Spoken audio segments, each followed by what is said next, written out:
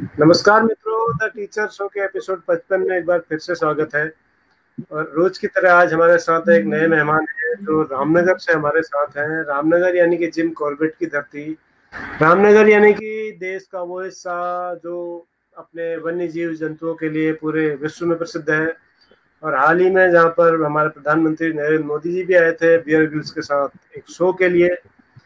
बहुत खूबसूरत जगह है, आप जब भी मौका मिले रामनगर जरूर जाइएगा और हमारे आज के मेहमान महेंद्र सिंह सैनी जी के मेहमान बनिएगा। कॉर्बेट नेशनल पार्क घूमेगा और प्राकृतिक छटाओं का आनंद लीजिएगा। और देश में सबसे ज्यादा टाइगर इस वक्त कॉर्बेट नेशनल पार्क रामनगर में ही है, जो 526 स्क्वायर किलोमीटर में फैला हुआ है नैनीताल और पौड़ी जिले के बीच में।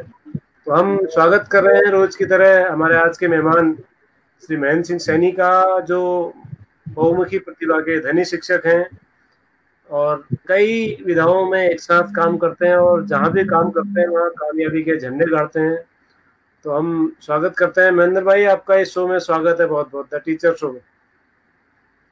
महेंद्र भाई जो है इस वक्त तकनीकी दिक्कत के कारण हमारे बीच नहीं जुड़ पाए हैं, जल्दी हमारे साथ रहेंगे तो हम उन्हें लेंगे इस शो में। मित्रों, अब तक जो 54 एपिसोड आपने देखे उसमें हमने कोशिश की कि अलग अलग राज्यों से अलग अलग विधाओं से हम अपने शिक्षक साथियों को बुलाएं और उन्हें जो हमारे शिक्षक हैं उनके अनुभवों से रूबरू कराएं, चाहे वो बाल साहित्य के क्षेत्र में हो, चाहे वो रंगमंच के क्षेत्र में हो, चाहे वो संगीत के क्षेत्र में हो, पेंटिंग के हों, मूर्तिकार हों, पर्यावरण के हों, हर रंग के लोक विधाओं के, हर रंग के शिक्षक और हर राज्य के शिक्षक इस शो में लगातार आ रहे हैं। और जिस तरह से इसकी व्यूअरशिप बढ़ रही है, जिस तरह से पूरे देश में लोग द टीचर शो को देख रहे हैं, सराह रहे हैं, वो बहुत ही उत्साह बढ़ाने वाला है। इस शो की शुरुआत में जो हमारा विचार था कि हम ऐसे सरकारी शिक्षकों को सामने लाएं जो चुपचाप अपने विद्यालयों में बच्चों के साथ पढ़ाने का काम तो कर ही रहे, पढ़ाने के साथ साथ बहुत सारे ऐसी गतिविधियों में भी सक्रिय हैं जिनके लिए उन्हें वेतन नहीं मिलता, यानी कि सामाजिक, सांस्कृतिक, साहित्यिक गतिविधियों में जो रचनात्मक कार्यों में सक्रिय हैं, उन सबको हम इस शो में बुला रहे हैं।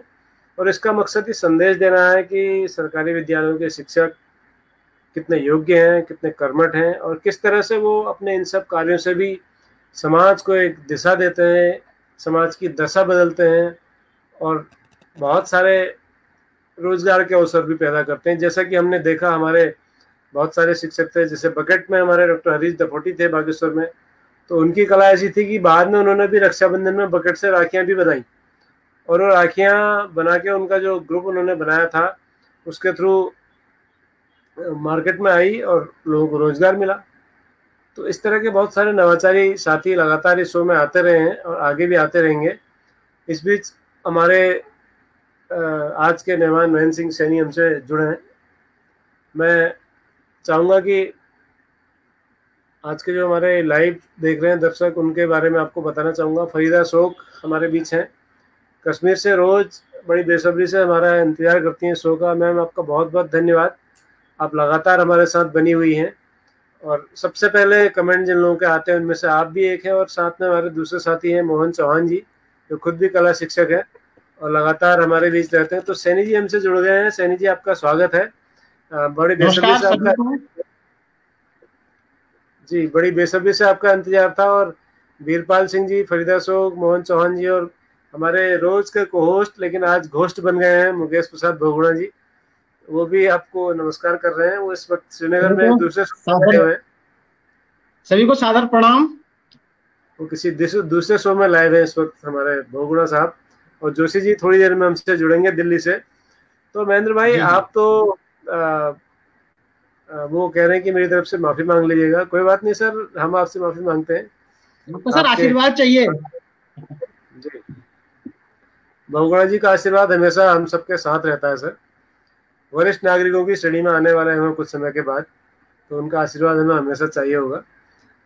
तो महेंद्र भाई, शुरू करते हैं आपकी यात्रा से। रजनीकांत शुक्ला जी हमारे साथ उत्तर प्रदेश से हैं, बाल साहित्य के प्रमुख हस्ताक्षर हैं रजनीकांत जी, नमस्कार भेज रहे हैं। और युगेंद्र कुमार उप्रेती जी आपका स्वागत कर रहे हैं शो में। तो शुरुआत करते हैं महेंद्र भाई, आपके इतने सारे रंग हैं, इतने सारे रूप हैं, कि 1 घंटे में सबको दिखाना संभव नहीं है, लेकिन थोड़ा थोड़ा एक झलक हम चाहेंगे कि आपके कामों की हमारे दर्शक देख सकें। आप अपने आप को क्या मानते हैं? आप अपने आप को पेंटर मानते हैं, आप अपने आप को स्काउट मास्टर मानते हैं, या कुछ और मानते हैं? जरा बताएं हमें। सर दोबारा बोलेंगे प्रश्न, में आवाज कट गई थी, पूरा सुन नहीं पाया। अच्छा, हेडफोन लगा लेंगे तो ज्यादा अच्छे से सुन पाएंगे। हेडफोन अगर आप लगा नहीं लेंगे तो तो ज्यादा नेटवर्क नेटवर्क प्रॉब्लम है, बाकी आवाज आ रही है प्रॉपर आपकी, बीच में कट गई थी बात।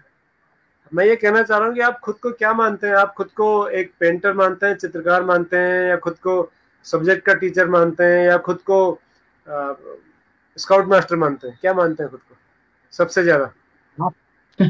बड़ी आपने एक यक्ष प्रश्न पूछ लिया है मुझसे। अगर अपनी शब्दों में कहूँ तो मैं थोड़ी थोड़ी टांग सब में अड़ा रखी है मैंने। आप उसको आम भाषा में हम ये कहते हैं कि हरफन मौला कह दीजिए, हर जगह रम जाने वाले एडजस्ट, स्टेपनी कहिए सर, अच्छा शब्द रहेगा, स्टेपनी मानता हूँ अपने आप को। अच्छा, तो ये स्टेपनी सारी गाड़ियों में फिट हो जाती है, ट्रक में भी, मोटरसाइकिल में भी, स्कूटर में भी, और ऑटो में भी? प्रयास रहता है सर। चलिए, बढ़िया है सर, बढ़िया। तो आपका विषय क्या है सर? क्या विषय पढ़ाते हैं आप विद्यालय में? सर विषय मेरा मैं विद्यालय में सामान्य का शिक्षक हूँ, लेकिन वर्तमान में मुझे विज्ञान शिक्षक का भी दायित्व निभाना पड़ रहा है, तो दोनों काम मुझे एक साथ करने पड़ते हैं। तो आप सामाजिक विज्ञान और विज्ञान दोनों एक साथ पढ़ाते हैं? जी जी। चलिए, बढ़िया है सर। ये आपकी प्रतिभा है कि आप सब एक साथ पढ़ा पा रहे हैं, वरना ये बड़ा मुश्किल काम है, इतना आसान काम नहीं है। मनमोहन चौधरी जी अल्मोड़ा से और दिनेश चंद पाठक जी रामनगर से आपका अभिनंदन कर रहे हैं, दोनों ही शो में आ चुके हैं। तो नमस्कार सर। आप सामाजिक विषय के शिक्षक हैं। विज्ञान तो चलो आपको मजबूरी में पढ़ाना है, क्योंकि विज्ञान का कोई शिक्षक होगा नहीं आपके यहाँ, इसलिए आप विज्ञान पढ़ाते होंगे। जी जी जी जी। तो ये, लेकिन आप चित्रकार कैसे हो गए? मतलब आपने कोई पेंटिंग में भी डिप्लोमा ट्रेनिंग वगैरह कुछ किया है क्या? नहीं सर, कोई डिप्लोमा नहीं किया है। ये मेरा एक, ये कहिए कि क्लास 8th में जब मैं ट्यूशन जाता था तो रास्ते में एक चित्रकार महोदय अपने बड़ी तन्मयता से अपने काम में लगे रहते थे। मैं उनके पीछे 5 मिनट खड़ा होता था देखने उनके हाथ के लिए, और वो मुझे डांट के भगा देते बार बार कि तू अपने ट्यूशन का टाइम वेस्ट यहाँ कर रहा है, अपने जाके पढ़ाई कर। लेकिन मेरा रोज का काम होता था कि या तो घर से 5 मिनट पहले जाना है, लेकिन उनको जरूर देखना है। शायद ये कहिए कि ये कीड़ा वहीं से मेरे अंदर जागा, और कुछ ना कुछ नया ट्राई करने का हमेशा प्रयास करता हूँ। बढ़िया बढ़िया। तो आप फिर अगर उस तरफ आप बढ़े, आपको इतना रुचि थी, तो आप कला के क्षेत्र में पूरी तरह क्यों नहीं है? आपने मतलब किसी आर्ट कॉलेज में क्यों नहीं एडमिशन लिया? क्योंकि ये सब पारिवारिक जो हमारा स्थिति थी उस समय, शायद ये संभव नहीं हो पाया कि मैं केवल एक इसके लिए जाऊं, इस क्षेत्र में आगे बढ़ पाऊं। क्योंकि एक सभी का होता है कि इंटर करो, पहले इंटर के बाद जो अपनी फॉर्मल एजुकेशन है उसे आगे बढ़ाया जाए। उसी बीच में मेरा जो है सिलेक्शन शिक्षा विभाग के लिए हुआ और हम लोग ट्रेनिंग में आ गए। तो ये कहिए कि समय नहीं मिल पाया उस चीज के लिए मुझे कि मैं, लेकिन हाँ अंदर जो कीड़ा था वो हमेशा जागता है। कभी भी कुछ ना कुछ नया देखता हूँ तो अवश्य मन करता है कि ट्राई तो करता हूँ मैं, सफलता मिले ना मिले। कोशिश ज्यादा महत्वपूर्ण है सर। सफलता तो मिल भी सकती है, नहीं भी मिल सकती है, लेकिन कोशिश करना मुझे लगता है ज्यादा महत्वपूर्ण है। और हमें अपने बच्चों को भी यही सिखाना है कि कोशिश ज्यादा महत्वपूर्ण है। खेलों में भाग लेना ज्यादा महत्वपूर्ण है मेडल जीतने से। बिल्कुल सही बात। तो ये जो पेंटिंग आप बनाते हैं, किस में, वाटर कलर में बनाते हैं या ऑयल पेंटिंग में बनाते हैं? कैसे बनाते हैं?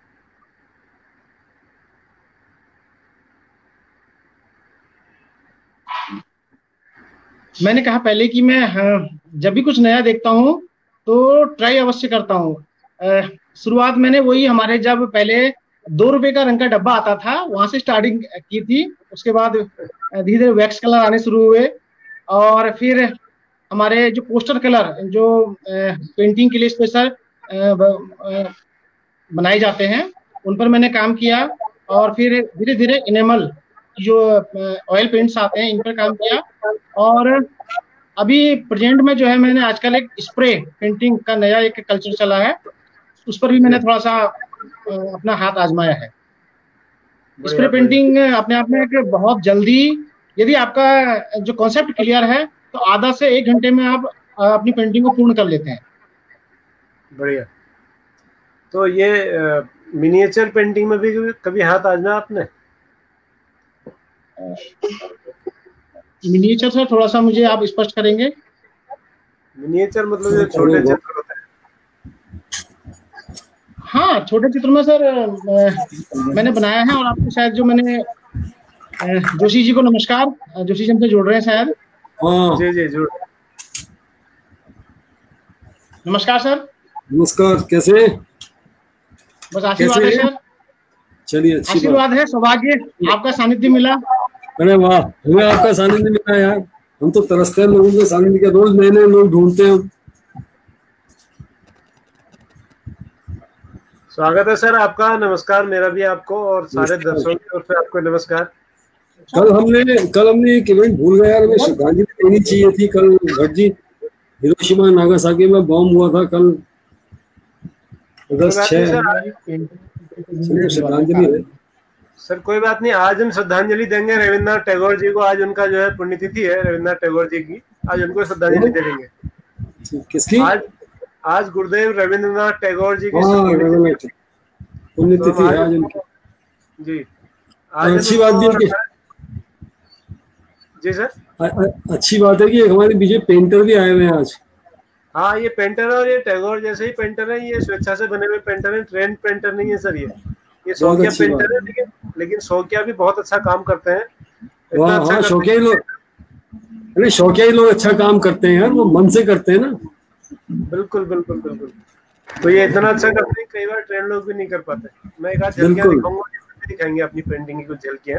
क्या ये है ही इतनी सुंदर जगह रामगढ़ में, जहाँ गुरुदेव जी को गीतांजलि की प्रेरणा मिली, गीतांजलि लिखने की, जब रामगढ़ में थे। ये रामनगर? अच्छा, रामनगर में ही। जी रामनगर। ओके जी जी। तो नैनीताल जिले में 2 जगह है, रामनगर और रामगढ़, 2 अलग ब्लॉक है। तो वो थोड़ा सा कभी कभी कंफ्यूजन हो जाता है उसमें। तो महेंद्र भाई, आपकी कुछ पेंटिंग्स हम देखेंगे, अगर आप दिखा पाए हमें, उस पर बात भी करेंगे। तो हमारे लगातार बंगाल से मनीषा टिकादार जी और उपाध्याय जी, हल्द्वानी से राजेंद्र प्रसाद उपाध्याय जी और कमलेश स्वामी जी गुजरात से शो में हाजिर हैं। आप सबको देख रहे हैं लाइव। तो मैं सर महेंद्र भाई, आपकी बचपन की यात्रा में था, तो आपकी पारिवारिक परिस्थितियां कुछ इस तरह की नहीं थी कि आप कला के किसी कॉलेज में प्रवेश ले पाते। वो तो हमें समझ में आया आपके कहने से, लेकिन क्या ऐसा नहीं हो सकता था कि आप नौकरी में आने के बाद कुछ ऐसा डिस्टेंस एजुकेशन से या किसी गुरु के सानिध्य में, जैसे ये यशोधर मठपाल जी हैं भीमताल में, इस तरह के किसी गुरु के पास कभी गए कि कुछ गुर सीखने के लिए पेंटिंग का? हाँ सर, बिल्कुल। मैं उनका म्यूजियम में लगभग 4-5 बार जा चुका हूँ, और उनके साथ ही उनसे मैंने बहुत खासतौर पर उनकी कुछ पेंटिंग ऐसी हैं जो शायद समय के साथ कलर चेंज भी करती हैं, और जिस भाव से आप उनको देखेंगे वो भाव आपको उसमें दिखता है। उनसे मैंने उस पर बहुत बारीकी से बातचीत की। तो क्योंकि वो उनकी साधना है, मठपाल सर की वो एक साधना है, और उसको मैंने, और बिना किसी, आज उनको सैल्यूट है सर, बिना किसी सहयोग के आज वो अपनी साधना में बिल्कुल अनवरत रूप से लगे हुए हैं। उनको जाकर जब वहां जाते, वाकई दिल एक गदगद हो जाता है उनके इस समर्पण को देख के।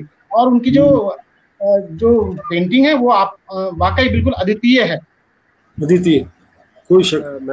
महेंद्र भाई, वो पूरा म्यूजियम ही अद्वितीय है। बिल्कुल सर, म्यूजियम देखने लायक है।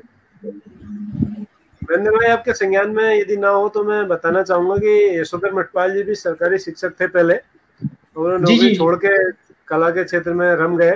तो अगर वो संभव हो पा रहा है तो किसी दिन हम उनको शो में लाने की कोशिश करेंगे। अब उनकी उम्र इतनी अधिक है कि वो टेक्निकली हमें उनके बेटे जो है सुरेश मठपाल जी, डॉक्टर सुरेश मठपाल जी, उनका सहयोग लेना होगा। कोशिश करेंगे उनको शो में ला पाए और कुछ कला के बारे में बातचीत कर पाए। उम्र काफी, सबको आशीर्वाद दें, उनका सबको आशीर्वाद मिल जाए। आशीर्वाद। तो मुकेश बहुगुणा जी आपको सैल्यूट में कर रहे हैं, आप वर्दी में आए हैं, उनको लग रहा होगा कि एयरफोर्स की वर्दी है। सर, ये एयरफोर्स की वर्दी नहीं है, स्काउटिंग की वर्दी है। कलर मैच करता है काफी। बिल्कुल सर, बिल्कुल बिल्कुल। तो मैं चलिए, आप अगर तब नहीं जा पाए तो सर मैं आपको फिर एक बार याद दिला रहा हूँ कि आज रविन्द्रनाथ टैगोर साहब की पुण्यतिथि है, और ऐसा कहा जाता है कि उन्होंने 70 साल की उम्र में पेंटिंग बनाना शुरू किया, सीखा, और वो इतने दुनिया के 5 चित्रकारों में शुमार हुए 70 साल में सीखने के बाद भी। तो मैं आपसे कहना चाहूंगा, आप तो अभी 70 के नहीं हुए होंगे मेरे ख्याल से। नहीं सर, बिल्कुल नहीं हुआ। सैनी जी सर, आप तो अभी जवान है, आप तो 28 मैं सैनी जी की बात कर रहा हूँ। सैनी जी तो 70 के नहीं हुए होंगे अभी नहीं सर, अभी नहीं हुआ 70 का। हाँ, तो मुझे उम्मीद है कि आप 70 के होने से पहले पहले बहुत अच्छी अच्छी पेंटिंग्स बनाएंगे और दुनिया को कुछ महान कलाकृतियां दे करके जाएंगे, ऐसा मुझे लगता है। जी जी। तो दूसरा सर, आपका जो मुख्य विषय है उस पर हम अब लौटते हैं, वो स्काउटिंग है। और स्काउटिंग के अलावा आपने अपने विद्यालय को जो एक बहुत ही बेहतरीन ढांचा, रंग रूप दिया है, आकार दिया है, प्रकार दिया है, और भौतिक संसाधनों के साथ साथ शैक्षिक संसाधन भी आपने बहुत बेहतरीन वहाँ पर स्थापित किए हैं। मैं भी आपके विद्यालय को देख चुका हूँ, 2 बार आ चुका हूँ आपके यहाँ संभवतः, तो उस पर भी चर्चा करते हैं कि वो आप कैसे कर पाए। मतलब इतना मोटिवेट करना किसी सरकारी शिक्षक को बहुत मुश्किल काम है कि वो सब छोड़ के स्कूल में ही रम जाए। तो आप कैसे रम गए? घर वालों ने डांटा नहीं? सर वाकई जब हम लोग भी दुर्गम क्षेत्र में थे तो केवल स्कूल और कमरे पर आकर हम केवल अपना टाइम पास के लायक जो भी हम शौक रखते थे, वाद्य यंत्र बजा लिया, कुछ गीत गा लिए, ये एक मनोरंजन का साधन होता था। और उस समय हम चिंतन करते थे कि केवल यही हमारी शायद नौकरी नहीं है, और जो हमें बच्चों को देना है, जिस उद्देश्य से हम लोग आए हैं, वो शायद कुछ अलग है। अवसर मिला मुझे, ऊपर वाले का सहयोग कहिए, आप लोगों का आशीर्वाद रहा कि एक training ELM, educational training and management, एक कोर्स चला था अजीम प्रेमजी फाउंडेशन की ओर से, उसमें मुझे जाने का अवसर मिला। और उसके बाद हम लोगों ने डाइट में ट्रेनिंग दी, लगभग 6 महीने हम लोग को रहना पड़ा। 5-5 दिन के बैच चले, 10 से 12 बैच हम लोगों ने चलाए। उस बीच में जब जो टीचर आते थे, हेड टीचर के लिए था स्पेशली ये, तो उनके जब अनुभव मैंने सुने, और जो सीनियर टीचर थे कि अपनी लाइफ में उन्होंने ऐसा ऐसा कार्य किया है जिनको मतलब या तो कहिए कि उनको अवसर नहीं मिला पटल पर आने का, मतलब कहीं छिपे थे सब चीजें। हम लोगों ने, मुझे अवसर मिला कि शायद उस ट्रेनिंग का यदि सबसे ज्यादा फायदा मिला है तो वो व्यक्ति महेंद्र सिंह सैनी है। तो मैंने उनके सारे जो अनुभव थे उनको नोट किया। फिर जब आपने चिंतन किया तो शायद मुझे लगा कि मैं कुछ नहीं कर रहा हूँ, अभी अपनी जॉब के साथ में न्याय नहीं कर पा रहा हूँ। प्लानिंग की और सोचा यदि अवसर मिलेगा तो जरूर कुछ करेंगे। उसी ट्रेनिंग के कुछ समय पश्चात मुझे एक ऐसा विद्यालय सौंपा गया जो बनाना था, नया बनाना था और विवादित क्षेत्र में बनना था, एक चैलेंज था। और मुझे बता दिया गया कि एक बार ये स्कूल वहां से बनने चला है, लेकिन गांव वालों को या जो समुदाय हैं उनकी आपस की खिंचातानी में स्कूल नहीं चल पाया, चला गया यहाँ से। तो वो चैलेंज एक्सेप्ट किया, क्योंकि मेरे अंदर, मैंने बताया कि कुछ ना कुछ नया करने का है। टीम बनाकर योजना बनाई, टीम के साथ मेरे मित्र हैं, उन लोगों के साथ बातचीत की। और दूसरा, टीचर के प्रति इतनी जो नकारात्मकता लोगों में भरी हुई थी, खासतौर पर हमारे बेसिक एजुकेशन में एक दृष्टिकोण है कि शायद टीचर नहीं करता है कुछ, उसका टटोला उसको, तो वाकई उसमें कहीं ना कहीं दोषी हम भी थे। क्योंकि आज टीचर घर से निकलता है सीधा स्कूल, अपने वाहन से, वाहन कुछ भी हो सकता है, बीच में कुछ ना कुछ छूट जाता है। जबकि हम अपने जमाने में देखते थे सरकारी विद्यालयों में कि माँ साहब कहीं मिल रहे हैं, हम उनको पकड़ के घर लाते थे, चाय पिलाते थे। जो समुदाय के संग कनेक्शन था उसे कहीं छूट गया, ना हम उनके दुख सुख से कोई मतलब, ना उनको हमारे दुख सुख से कोई मतलब। ये शुरुआत की मैंने इस बार नए तरीके से कि उनके अंदर समाज में घुसा, मैं उनके दुखों में शामिल हुआ, उनके खुशियों में, छोटी खुशियों में शामिल हुआ। उससे थोड़ा विश्वास बढ़ा उन लोगों का कि नहीं, ये कुछ जो ये शिक्षक है कुछ अलग है। उसमें मुझे ऐसा नहीं कि पहली बार सफलता मिल रही, बार बार असफलताएं मिली, लोगों ने दुत्कारा, लेकिन धीरे धीरे कहते हैं कि जब अगर आपका दृष्टिकोण सही हो तो रास्ते खुलते जाते हैं।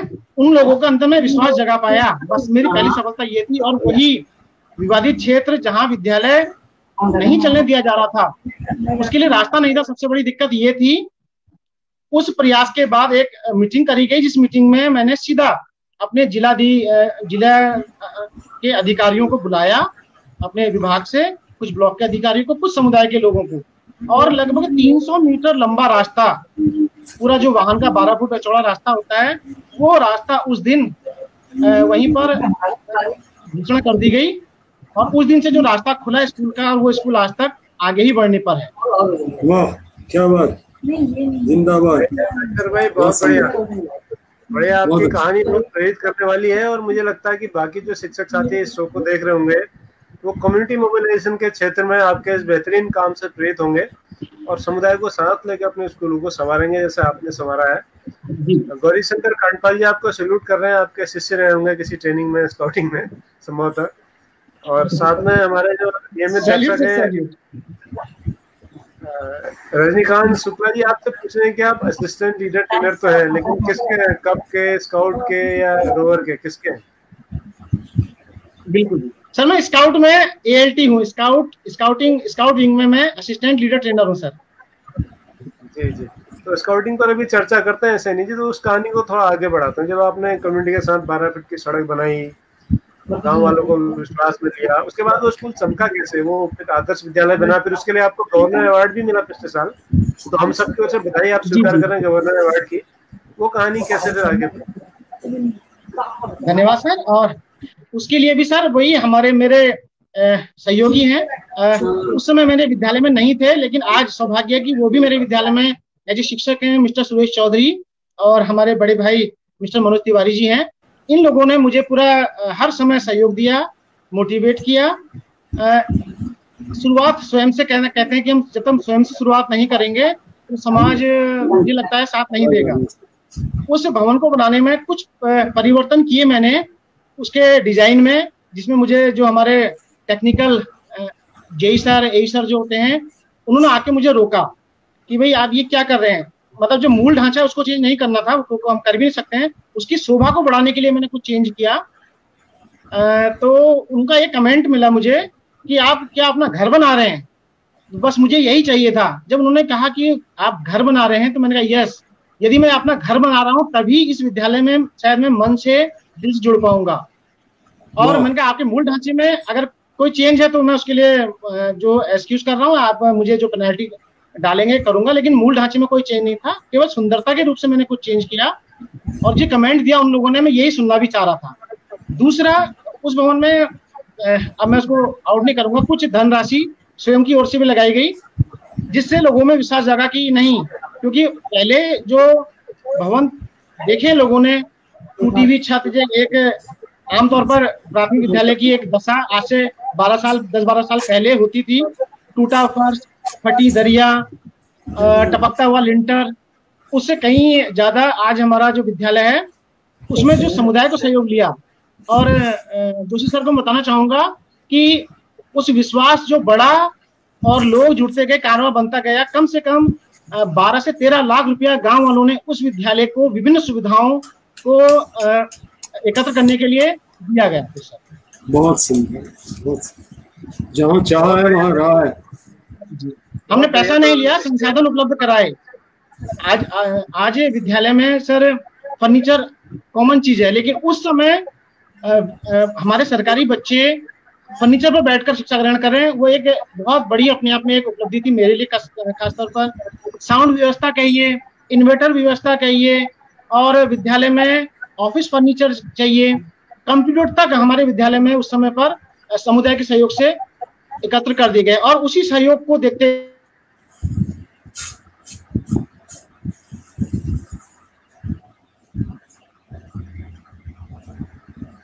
की समस्या लग रही है सर, वो फ्रीज हो गए हैं। आप कुछ सवाल पूछ रहे थे सर? मैं ये कहता, वो जो उधम सिंह नगर से मिसेस डावर आई थी ना, जी जी, उधम सिंह नगर से आई थी, श्वेता गांधी जी ने तो श्वेता डावर जी, वो भी यही कह रही थी, कम्युनिटी से हमको पैसा मिला, उनके हस्बैंड ने रोटरी क्लब में दिया।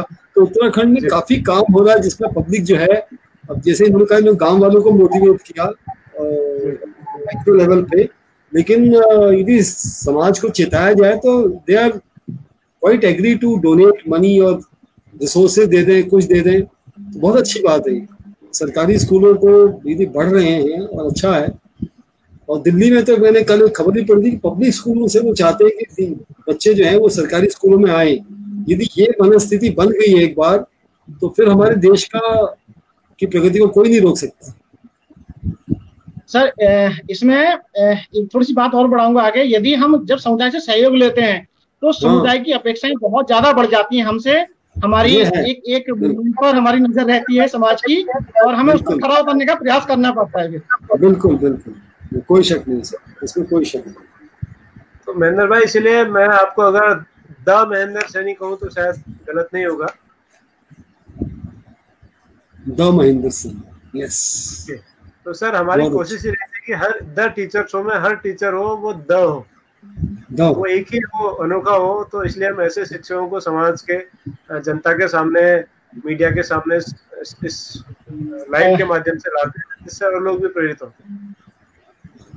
बिल्कुल जी महेंद्र भाई, आपका नेटवर्क शायद कुछ पुअर हो रहा है, मुझे लग रहा है सर। महेंद्र भाई सुन पा रहे हैं?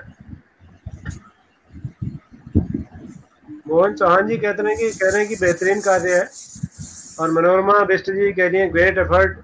प्रदीप जोशी जी हमारे रोज के दर्शक हैं, अल्वानी से कह रहे हैं scout is always a scout, scout is always a scout, yes. और आशीष नेगी जी भी कह रहे हैं बेहतरीन है काम इनका। और महेंद्र नागर जी हमारे साथ जुड़े हैं। ये अब देखिए सर, समाज के इतने विविध, ये महेंद्र नागर जी पूर्व पार्षद रहे हैं नगर निगम में, अच्छा, राजनीति के क्षेत्र में भी हैं, तो हर तरह के लोग इस शो को देख रहे हैं, चाहे वो शिक्षक हो, राजनीतिक हो, सामाजिक हो। तो ये हमारी सफलता है कि लोग इतने बड़ी संख्या में इससे जुड़े हैं। महेंद्र भाई फिर हमारे साथ हैं, बीच बीच में नेटवर्क चला जा रहा है सर, तो वो हमारे हाथ में है नहीं। आप कुछ कह रहे थे महेंद्र भाई? अच्छा, मैं एक बात कहना चाहता हूँ इससे पहले, रुकिए वेट। जी। आपका नाम जब मैं सुनता हूँ ना, तो देश के और लोग भी सुनते होंगे। अगर आपके नाम में महेंद्र सिंह सैनी में 100 की जगह 2 लगा दिया जाए तो मामला ही बदल जाएगा।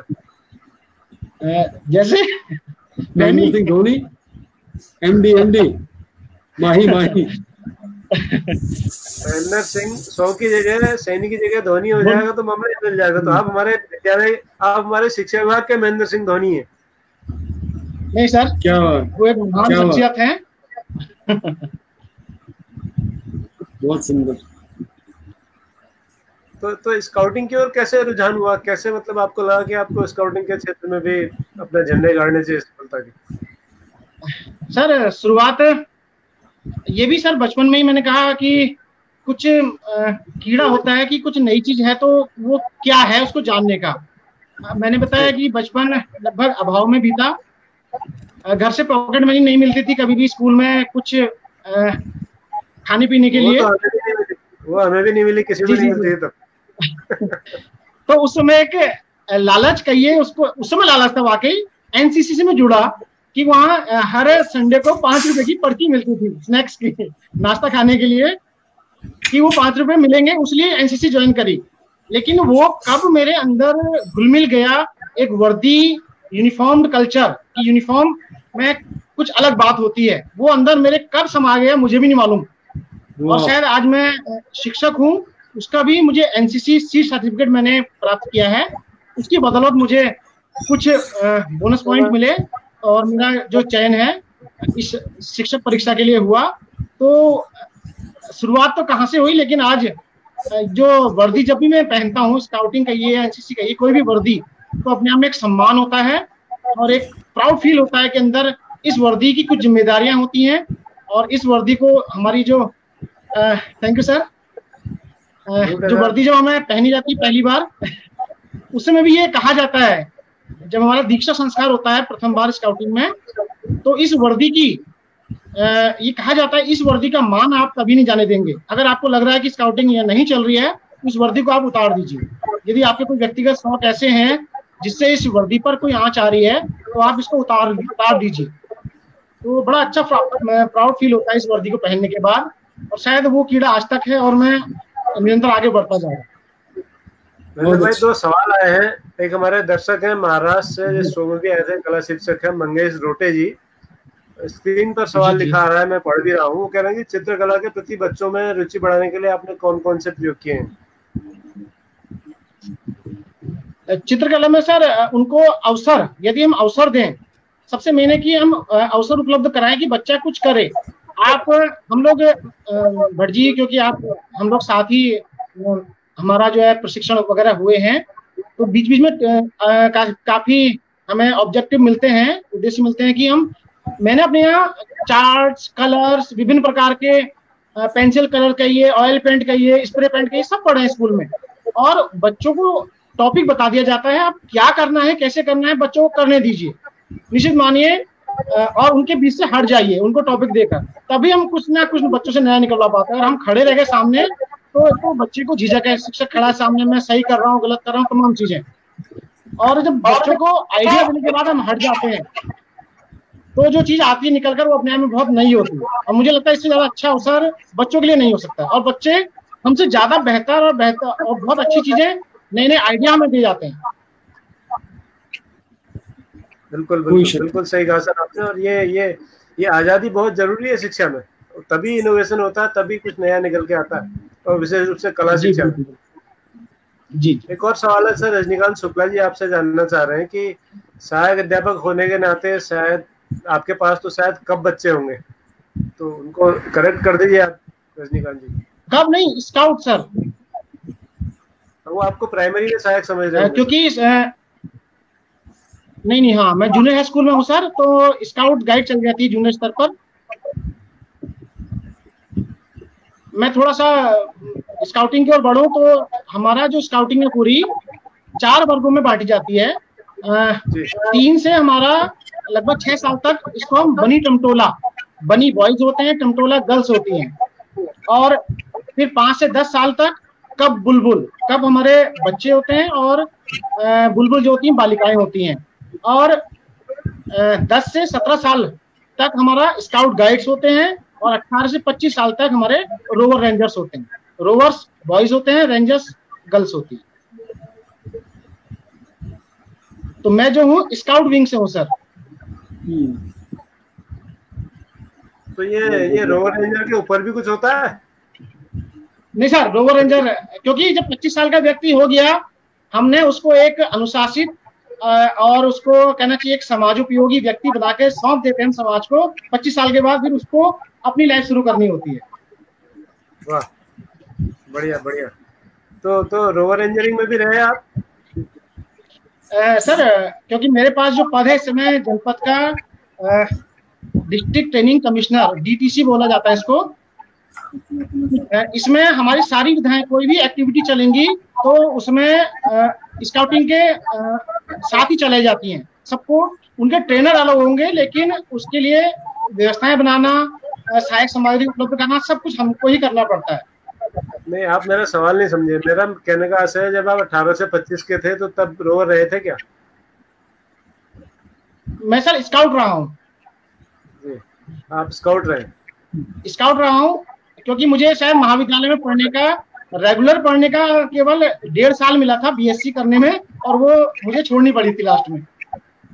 अच्छा, तो चलिए, ये आपने जो स्काउटिंग के बारे में बताया थोड़ा सा, क्योंकि हमारे देश को, हमारे शो को तरह तरह के शिक्षक देखते हैं। जो कुछ लोग स्काउटिंग जानते होंगे, लेकिन कुछ लोग शायद बहुत कम जानते होंगे या नहीं जानते होंगे। तो थोड़ा उनको स्काउटिंग के बारे में बताइए कि क्या स्काउटिंग है। और मेरा जो सवाल है उसके बाद मैं करूंगा, पहले आप स्काउटिंग के बारे में उनको हल्का सा बताइए।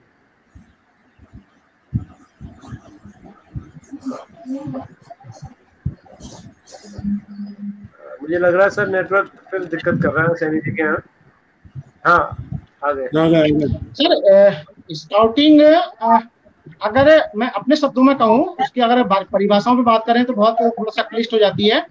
एक तो सुन पा रहे हैं मेरी आवाज? जी जी, बोलिए बोलिए बोलिए सर, बोलिए। अच्छा, फिर नेटवर्क गया सर। तो मैं भी सर रोवरिंग में रहा था अपने टाइम में, कॉलेज टाइम में, और 2 बार university level, inter university level, state level तक मैं गया था रोवरिंग में। तो वाकई अच्छा जी, इलाहाबाद और मुजफ्फरनगर 2 बार हम लोग गए थे कॉलेज से अपने। हाँ जी, सी सर्टिफिकेट होल्डर होता है एनसीसी में। नॉर्मली स्काउट जो है वो एनसीसी में ग्रेजुएट होते हैं। हाँ, मैं सी सर्टिफिकेट होल्डर हूँ जी जी। वाह, मैं अंडर ऑफिसर था एनसीसी में भी, अंडर ऑफिसर रहा। तो बड़ा अच्छा अनुभव मेरा रहा एनसीसी का, स्काउटिंग का। एनएसएस में भी रहा, स्पोर्ट्स में भी रहा सर, कोई चीज छोड़ी नहीं, जहाँ मौका मिला वहाँ सीखने का। रंगे आप हैं। अच्छा, सीखने से कभी पीछे नहीं हटा सर मैं, चाहे कोई भी विधा सीखने का मौका मिला हो। हाँ, तो उसका लाभ मुझे जीवन में मिला भी। खैर रजनीकांत शुक्ला जी इसलिए लिख रहे हैं कि स्काउट, एक बार स्काउट हमेशा स्काउट रहता है, तो मुझ में भी वो स्काउटिंग अभी बची हुई है। और मैंने स्कूल में भी, जब मैं टीचिंग में आया तो मैंने स्काउटिंग वहाँ भी। रजनीकांत शुक्ल जी जो हैं, ये भी खुद स्काउट हैं एक। Because he is so active. मुझे पता नहीं, लेकिन मुझको उनकी गतिविधियां देख के लगता है कि ये स्काउट रहे हैं। जी जी, रजनीकांत शुक्ला जी जल्दी हमारे शो में होंगे ऐसी मुझे उम्मीद है सर। हाँ, जल्दी हमारे शो में होंगे शुक्ला सर, ऐसी मुझे उम्मीद है। हाँ, मेरे को जब वो आए शो में। इस बीच सर सैनी जी हमारे साथ जुड़ते हैं, हम सवाल ले लेते हैं, उनके जवाब ले लेते हैं, वाला से मैडम कर लेते हैं सवाल। आप आज के जो दो सवाल है वो पहले ले लेंगे, आंसर कल के 2 सवालों के आंसर ले लेंगे। पहले कल के सवालों का आंसर लेते हैं सर, फिर आज के 2 सवाल लेंगे। कल का पहला सवाल ये रहा सर। हाँ, एक देश के महाराजा की वजह से इस बीमारी का नामकरण गलती से हो गया और राष्ट्रपिता महात्मा गांधी जी भी इस बीमारी से पीड़ित हुए। वो कौन सी बीमारी थी? आजकल तो एक हमारे पूरे विश्व में एक महामारी फैली है, कोरोना। लेकिन कोरोना से पहले जो एक वैश्विक महामारी थी, जो शायद हम लोगों ने कभी एक्सपीरियंस नहीं किया क्योंकि हम सबके जन्म से पहले आ गई थी, वो थी स्पेनिश फ्लू। और ये मैंने उत्तर दिया कि आज भारतीय महाद्वीप सहित पूरी दुनिया कोरोना की वजह से 2-4 हो रही है, लेकिन 100 साल पहले एक वायरस की जो बीमारी हुई थी उसकी वजह से और 5 करोड़ लोग प्रभावित हुए थे। आप विश्वास कर सकते हैं? आज की तुलना में कहीं अधिक। ये स्पेनिश फ्लू थी, 1918 में शुरू हुई और 1920 में खत्म हुई, और इसीलिए लोग कह रहे हैं कि कोरोना भी जाएगा। और ये हुआ इसलिए कि वो फर्स्ट वर्ल्ड वॉर में हुई थी, अखबारों में सेंसर था और स्पेन के महाराजा को हो गया। चूंकि अखबारों में स्पेन में कोई सेंसरशिप नहीं थी, तो अखबारों में जो खबर स्पेन से आती थी वो महाराजा की थी और कितने लोग मरे, तो वो धीरे धीरे वो ऐसा हो गया कि स्पेनिश फ्लू, हालांकि उसका स्पेन से कोई लेना देना नहीं था। और हमारे जो राष्ट्रपिता महात्मा गांधी जी थे, वो भी इस बीमारी से हल्का सा पीड़ित हुए थे। मुझे दिल में राजेंद्र प्रसाद उपाध्याय जी ने बताया कि महाकवि निराला जी की वाइफ जो थी, वो भी इससे, और उनके परिवार के कई सदस्य जो थे, उनका इंतकाल हुआ था इससे। किस देश के न्यायाधीश महोदय ने गुरु नानक देव जी के बारे में विस्तार से लिखा और किस बादशाह से संबंधित मर्मस्पर्शी घटना का वर्णन किया? ये उसके उत्तर में मैंने लिखा है कि करतारपुर कॉरिडोर जो है वो आजकल बहुत चर्चा में है और एक दोनों देशों के बीच शांति का सेतु जैसा है। और जब हम करतारपुर की बात करते हैं तो गुरु नानक जी का नाम बार बार आता है। और इस चर्चा के बीच में इकबाल की नज्म है नानक, बहुत सुंदर नज्म है, वो बड़ी याद आती है। उन्होंने काफ़ी वर्णन किया है गौतम की शिक्षाओं का और नानक की शिक्षाओं का।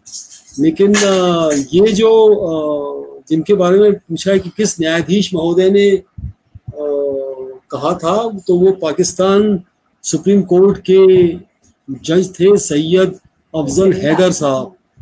सैयद अफजल हैदर साहब ने बहुत विस्तार से लिखा है इस पुस्तक में गुरु नानक के बारे में, और उनकी सीख जो है और क्या हो सकता है, कैसे शांति स्थापित हो सकती है।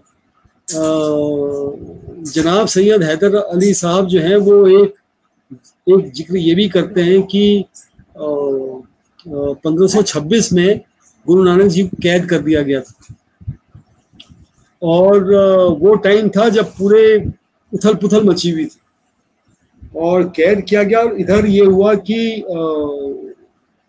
जब तक वो पहुंचते तब तक पानीपत का युद्ध छिड़ गया, तो उसमें बाबर की जीत हुई और बाबर को जब फुर्सत मिली युद्ध से तो वो जेल का मुआयना करने आए, और जब जेल का मुआयना करने आए तो उन्होंने देखा कि एक दरवेश के वेश में, एक संत के वेश में गुरु नानक जी वहां जेल में थे। तो उन्होंने पूछा कि ऐसा क्यों है, ये आदमी, इनको किस बात की सजा मिली है। तो जेलर कोई जवाब नहीं दे पाया कि गुरु नानक जी को जेल में क्यों डाला गया है। और फिर उन्होंने कहा कि नहीं, इनको एकदम से तुरंत रिहा किया जाए और मेरे दरबार में कल बड़ी इज्जत के साथ पेश किया जाए। तो वो पेश हुए, और जब पेश हुए तो बाबर ने उनको बहुत इज्जत बख्शी और बाबर ने उनको कई तरह के उपहार दिए। लेकिन ये फकीरी पन था, ये बड़प्पन था गुरु नानक देव जी का कि उन्होंने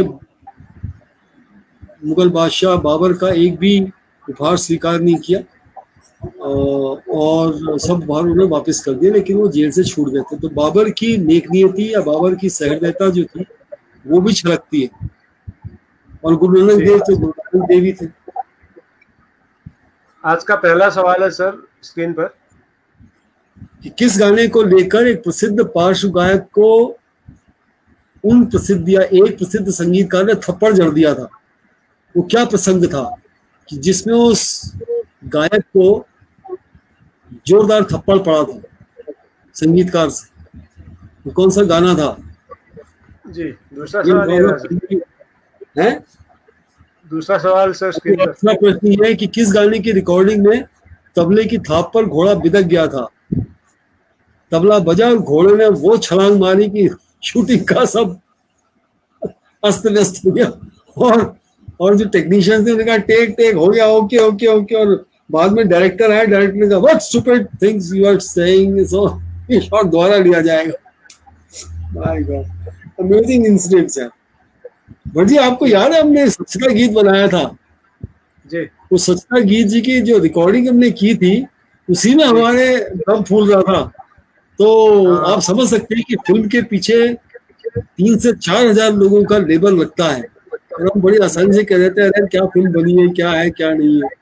तो ये इंसिडेंट बड़ा जोरदार था। कल थोड़ी सी चर्चा करेंगे, लेकिन जो जागरूक हमारे श्रोता है वो जरूर बता पाएंगे उत्तर कि कौन सा ऐसा था कि घोड़ा बिदका और घोड़ा वो दुलत्ती चढ़ी। चलिए जी, तो सैनी जी सर अभी हमारे बीच नेटवर्क की प्रॉब्लम के कारण नहीं है। हाँ, थोड़ी देर में हमसे जुड़ेंगे। आपने फिल्मों का आप जिक्र कर रहे थे सर, तो आप शायद फिल्में काफी देखते हैं, मुझे लग रहा है पिछले कई दिनों से आप फिल्मों पर लगातार सवाल किए जा रहे हैं। नहीं, मैं फिल्में देखता तो ज्यादा नहीं हूँ। एक जमाना था कि मैं 3 शो देखा करता था। कॉलेज से भागते थे, घर से कॉलेज के नाम पे जाते थे, और सुबह 9 से 12 देखते थे, 12 से 3 देखते थे, खाना खाते थे, और 6 से 9 देखते थे। एक्स्ट्रा क्लास होती हो गई। सबकी अपनी अपनी कहानी है, सब करते हैं ऐसा उल्लासपन में। और फिल्मों ने बहुत प्रभावित भी किया मेरे को, और मैं रोता था फिल्मों में। तो मेरे को लगता था अपनी एनर्जी को मैं चैनलाइज कर रहा हूँ, अपनी नेगेटिव एनर्जी को, या जो संवेदनशीलता है वो निकल आती है। अभी भी कोई सीन ऐसा आ जाए तो मेरी आंखों से रोना आ जाता है। खैर चलिए, अपनी अपनी वो है। रजनीकांत शुक्ला जी कह रहे हैं बहुत कमाल के होते हैं आपके सवाल। नहीं, वो कोई नहीं है। वो रजनीकांत शुक्ला जी बहुत कमाल के होते हैं। चने के झाड़ पे चढ़ा रहे। ये और राजेंद्र प्रसाद उपाध्याय जी मित्र हैं शायद थोड़े से, तो दोनों मेरे को खींचते रहते हैं। जी, तो एक बार फिर से शो में आपका स्वागत है सैनी जी। और आपके मित्र हैं नवीन पांडे जी, वो कह रहे हैं कि उन्होंने आपके स्कूल की वॉल पेंटिंग्स देखी है और वो बहुत आकर्षक उनको लगी। वाकई आकर्षक थी और मुझे भी आकर्षक लगी। मैं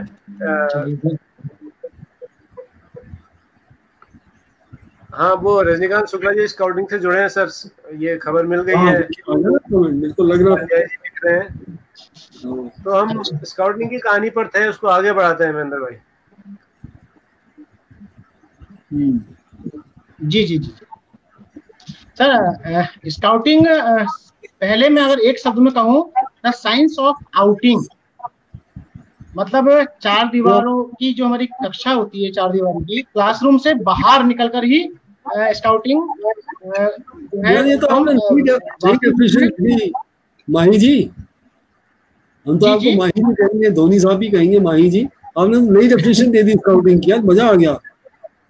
साख्ता मुंह से निकला, वाह, साइंस ऑफ आउटिंग, ब्यूटीफुल। इसमें सर अभी क्या होता है, जब वर्तमान परिप्रेक्ष्य में प्रश्न आता है कि स्काउटिंग क्यों, आवाज मिल रही है मेरी सर? जी जी, मिल रही। हाँ सर, क्योंकि जब हमारे शिविर लगते हैं तो आज अब हम बात कर रहे हैं 5G की, और इस समय हम वो लाठी डंडे रस्सी गांठें बंधन इन सब का, क्योंकि हमने सब ये अपने बचपन में सीखा था, आज इनका क्या उपयोग है, ये प्रश्न अधिकांश शिक्षकों द्वारा प्रथम दिवस पर पूछा जाता है। तो मेरा आंसर उस समय एक ही होता है कि आज भी जब इस संसार में व्यक्ति पैदा होता है और जिस दिन जाता है, दोनों जगह पाइनरिंग माने गांठ विद्या, वो आज भी उसका अपना एक महत्व है और आज भी लगाई जाती है सर। अब बीच की बातें छोड़ दीजिए, जूते के लेस, चोटी, बटन लगाना, ये सब हमारी पाइनरिंग का एक पार्ट है। तो ये सारे अब बीच के हम छोड़ भी दें तो प्रारंभ से और अंत तक इस प्रश्न पर तब जाकर अधिकांश को लगता है कि वाकई अभी इसका उद्देश्य, ये तो फिलॉसफी हो गई, ये तो डीप फिलॉसफी हो गई। जी सर, बहुत अच्छे। अब सर हम बात करते हैं स्काउटिंग की, तो ये एक सर गैर राजनीतिक शैक्षिक आंदोलन है जो किसी जाति, धर्म या वंश से बिल्कुल अलग होते और एक स्वयंसेवी संस्था है। और इस समय सर 200 से ज्यादा देशों में ये आंदोलन मूवमेंट चल रहा है सर। इसके आप भी अपने बचपन में जरूर स्काउटिंग से कहीं ना कहीं जुड़े रहे होंगे। एट तक आया हुआ स्काउट, एट तक 2-3 कैंप अटेंड किया हमारे टाइम में। तो सरकारी स्कूल था, तो निजामुद्दीन एक जगह है, निजामुद्दीन में बड़ा कैंपस है, वहाँ मुझे याद है पहली आउटिंग घर से बाहर, माता पिता से बाहर, हम निजामुद्दीन में कैंप लगाने गए थे। और मैंने सीखा था, हर एक स्काउट को दिया गया कि कुछ इक्विपमेंट बनाओ, तो मैंने लकड़ी के 2 क्रॉस करके तार बनाना, तार का एक्सपेरिमेंट वहाँ पे किया था, जिसमें कपड़े अपने सुखाते हैं ना तार बनाने के लिए। कुछ नहीं है, जंगल में आप कैसे, तो एंड इट्स वेरी इंपॉर्टेंट। इसके जो जनक कहे जाते हैं Lord Robert Smith Baden Powell ji हैं। 22 फरवरी 1857 को उनका जन्म हुआ था। ये कॉमन चीजें हैं, लेकिन ये भी बड़े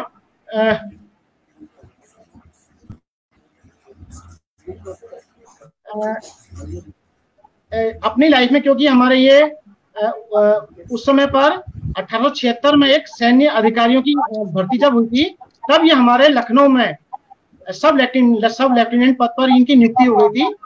उस समय से लेकर जब ये लेफ्टिनेंट बने, अनेक देशों की यात्राएं करते थे, घुड़सवारी करने का शौक था, थिएटर बहुत अच्छा करते थे, उसी से इन्होंने, और शिकार करना इनका जो है प्रमुख शौक था। तो जो इनको अच्छा लगता था, जो इनको कुछ अच्छा लगा, ये अपनी डायरी में नोट कर लेते थे। उस सबको इकट्ठा करते करके लास्ट में जब इन्होंने 1907 में एक अपनी इन्होंने बुक बनाई, पहले स्काउटिंग फॉर बॉयज, और इसकी जो शुरुआत हुई, कहा जाता है स्काउटिंग की प्रेरणा जो मिली इनको 1899 से 1900 के बीच में दक्षिण अफ्रीका में एक जगह है मैफकिंग, बहुत सामरिक महत्व का एक क्षेत्र है, जिस पर लगभग 1500 अंग्रेज और 8000 लगभग स्थानीय लोग रहते थे। इन्हें बोअर कहा जाता था सर। अब इनकी जब नियुक्ति वहां हुई, इनके पास केवल 1000 सैनिक थे और 8 इनके पास केवल बंदूकें थी। इनके इस मैफकिंग को पूरा घेर लिया गया था गोरों के द्वारा। इन्होंने 217 दिन तक उनको अपनी चतुराई से कहिए, अपनी टेक्निक से कहिए, उनको रोके रखा। और जब 217 दिन बाद जब इनको ब्रिटिश मदद मिली, तब जाके ये युद्ध जीत पाए। उस समय जो इन्होंने स्किल यूज करी, उस समय इन्होंने जो बच्चों का उपयोग किया युद्ध में। होता क्या सर, लड़ाइयां जब भी कोई होती हैं तो फ्रंट में कुछ ही सैनिक लड़ते हैं, बाकी उनकी मदद के लिए, भोजन के लिए, फर्स्ट एड के लिए, अन्य कामों में व्यस्त रहते हैं। डीपी ने वो काम बच्चों से लिया, जिससे हमारे जो सैनिक थे वो फ्रंट पर लड़ पाए ज्यादा। एक इसमें घटना मिलती है, उसमें क्या किया, ये जो एक कथानक है हमारा, इस पर किम नाम है उसका, उसको उन्होंने एक गुप्त संदेश लिखकर एक कागज की बॉल बनाई और वो बॉल को पैर से लुढ़काता हुआ वहां से बाहर निकल गया, उन बोरों के बीच से बाहर निकल गया और उस बॉल को वहां तक दे आया जहां उसको देना था। वो वाला बन के गया बालक, और वो मैसेज वहां पहुंचाया। इस तरीके से जो ये गुप्तचर विद्या या जासूसी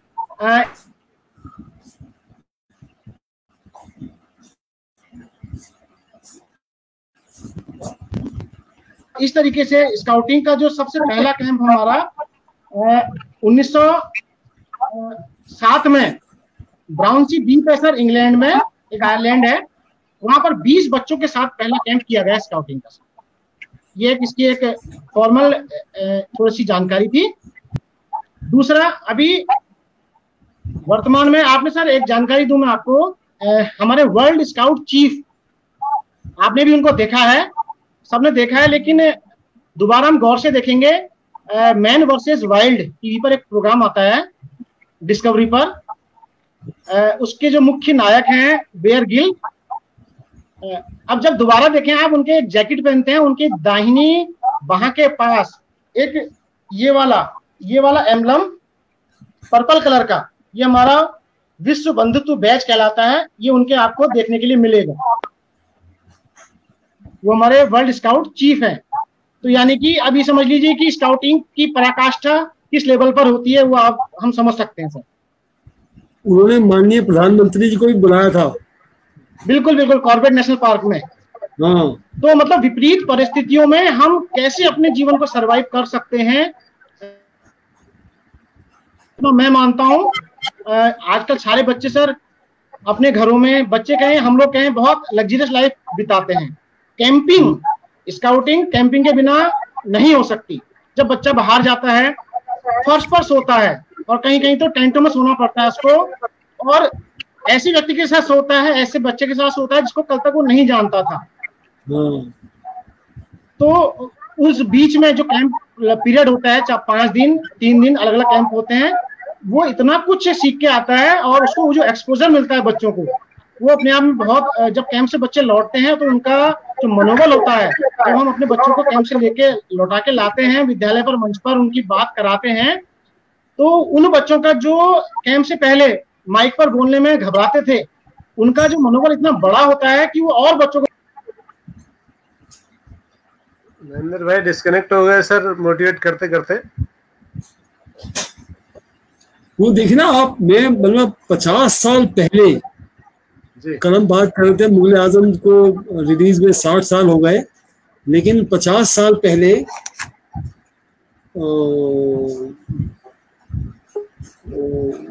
मैंने कैंप किया, और उसकी यादें अभी तक है जी।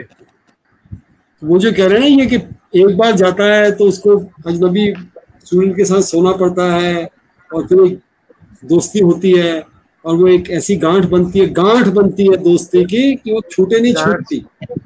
गांठ से याद आ गया सर, इनका एक मित्र है कमलेश कुमार सती, वो कह रहे हैं कि 1-2 गांठ दिखा दीजिए सर जी, कुछ साथियों के काम आएंगी। यार स्काउटिंग की गांठ बड़ी जोरदार होती है सर। गांठे सती जी जो है, सती जी को के साथ हम लोगों ने काफी कैंप किए हैं, और वो अपने आप में बहुत दक्ष हैं।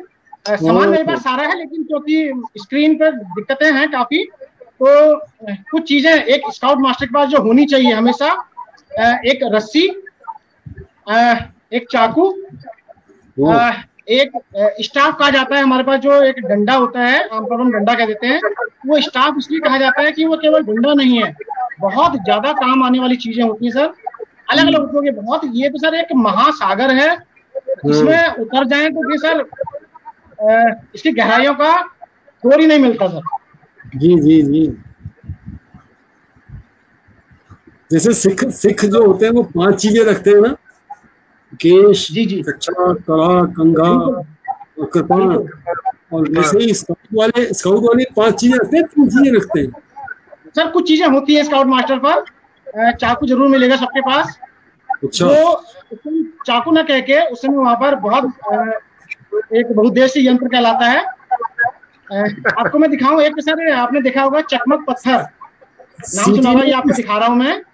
सीटी, जो हमारे बेयर गिल है उनके गले में भी ये टंगा होता है माला के रूप में। जी जी। क्या उपयोग है इसका? मिल रही सर? उपयोग क्या है इसका? ये सर क्योंकि माचिस यदि हम बाहर हैं, आग हमने जलानी है, तो इसके माध्यम से हम आग अपनी, जो हमारा एक कैंपिंग में एक जरूरी पार्ट होता है आग लगाना, आग जलाना, तो उस समय पर हम इसका उपयोग कर सकते हैं। क्योंकि उनको अच्छा। देखा था मैंने, काफी ढूंढा, मुझे मिला और मैंने इसको हासिल किया। सर ये जो है मैग्नीशियम स्टोन होता है, चकमक कहा जाता है इसको। इस पर पत्ती के द्वारा चिंगारियां उत्पन्न की जाती हैं। अच्छा, वाह, देख रहे होंगे सर आप। हाँ, यहाँ देखो चिंगारी, ये सर इससे हम जो है वहां पर कैंप में अपने पास होना एक बहुत जरूरी है सर। ये घिस जाता है या ऐसे का ऐसे ही रहता है? नहीं सर, बहुत लॉन्ग लाइफ है, बहुत ना के बराबर घिसता है। मतलब लगभग अगर हमारे पास है तो अगर रोज यूज करेंगे तभी 2-4 साल आराम से चलेगा सर। और ये मार्केट में मिलता है?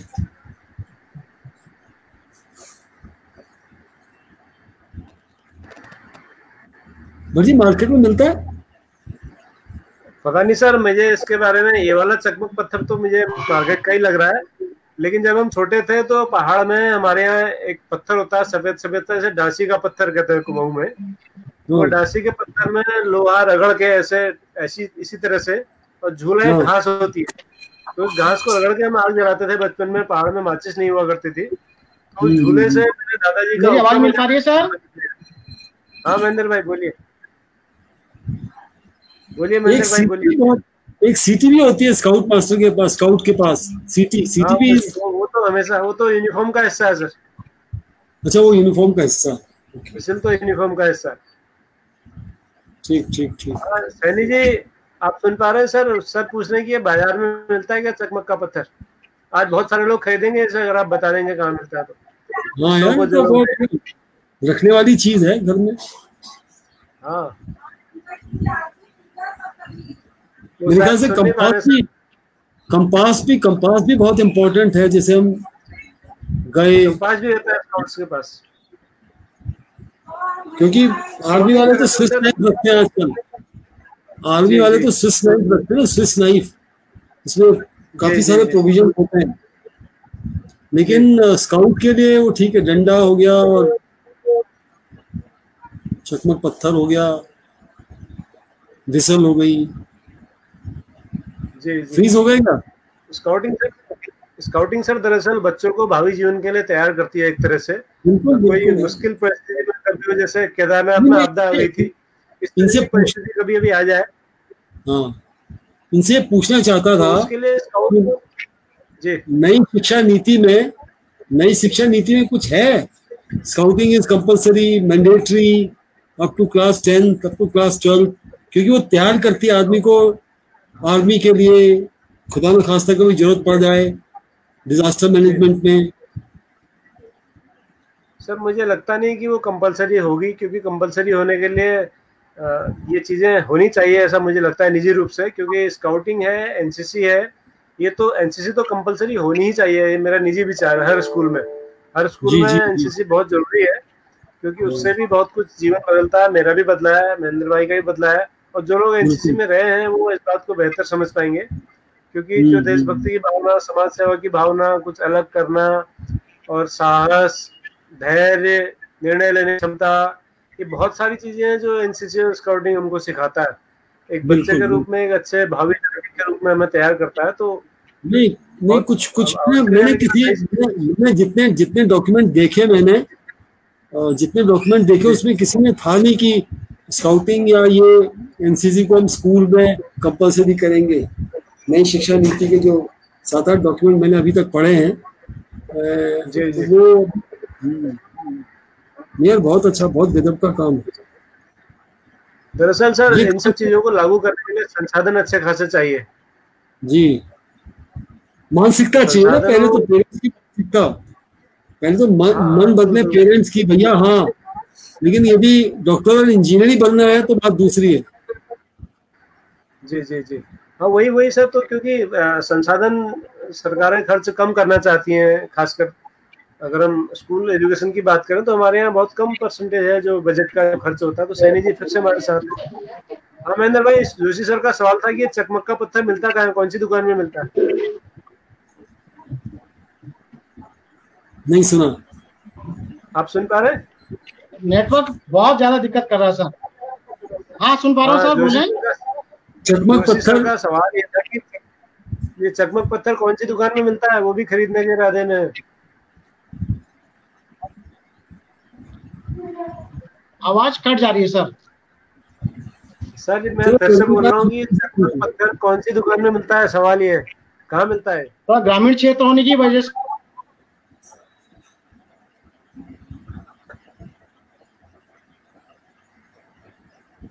वो सुन नहीं पा रहे हैं सर, मुझे लग रहा है। हाँ नहीं सुनते। अच्छा ये चकमक पत्थर जी जी सर ऑनलाइन उपलब्ध है, अब ऑनलाइन उपलब्ध है। ठीक है ठीक है, हम ऑनलाइन की दुनिया डिजिटल उसमें पहुंच गए ना, डिजिटल एज में पहुंच गए। ठीक है, भूल गया था मैं कि ऑनलाइन भी मंगा सकते सर ऑनलाइन उपलब्ध है सर। स्काउटिंग भी ऑनलाइन होती है क्या? स्काउटिंग हो सकती है क्या ऑनलाइन? आ रही सर आवाज? हाँ मैं पूछ रहा हूँ स्काउटिंग ऑनलाइन हो सकती है क्या? स्काउटिंग